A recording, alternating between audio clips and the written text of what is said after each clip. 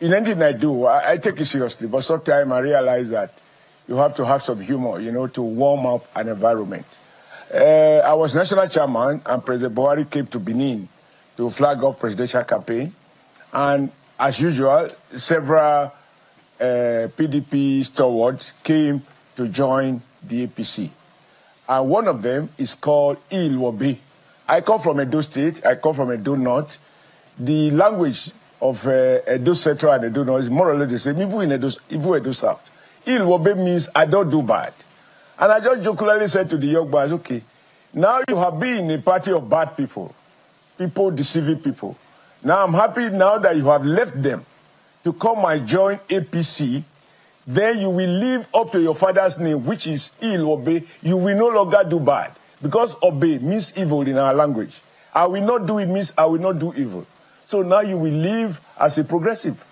This has nothing to do whatsoever with corruption. This guy was not even holding, he was not a public officer, whether at the state level or federal level. He wasn't known to me even as a contractor.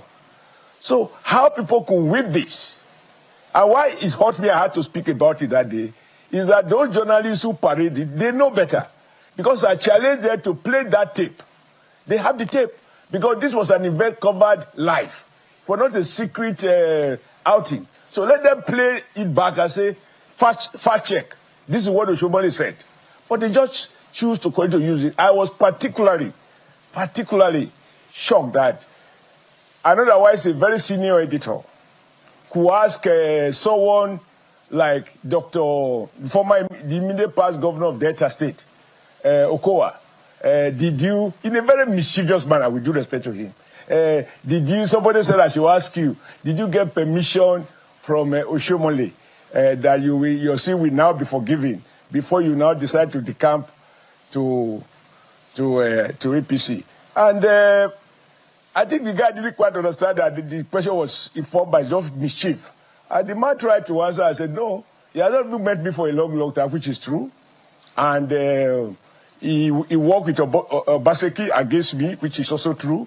But when we met on stage that day, I said, my brother, having been a governor and I was a governor, we are friends. So, but we'll be put aside by different party divides. So now we are back together, hopefully for never to part no more. So how can anybody do that? And I believe that this is just the art of mischief makers. They prefer to take the negative side. Now, how can you ask, what is my status? Like you rightly said, I am now in the legislature. Is the legislature responsible for prosecution of anybody involved in the wrongdoing? And what would be the wrongdoing? And so it was just mischief. So I had to remind those people that one of them, who's the man who made that statement, he himself was invited by EFCC after he had abused Jonathan as much as he could. Jonathan brought him on board to become his spokesman, and he became his spokesman, in my view, shamelessly. You don't condemn Padediam, I end up consuming it all over.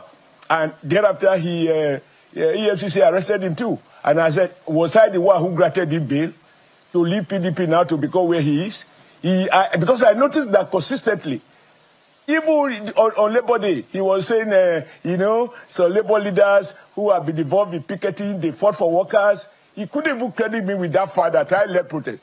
This is the guy who wrote Oshomole, the people's president, when I was president of the NSC. Rather than credit me with that, they said, when they leave NSC, they now go and become governors, then they become senators. I say, if you are angry because you wanted to be deputy governor and you lost the election in Ogun State, is that the reason you'll be so paranoid that every opportunity you want to abuse me? You want to abuse me, don't hide under the TV. We meet on the street and we fight it out. The thing is, I know that you taking a swipe at anybody who takes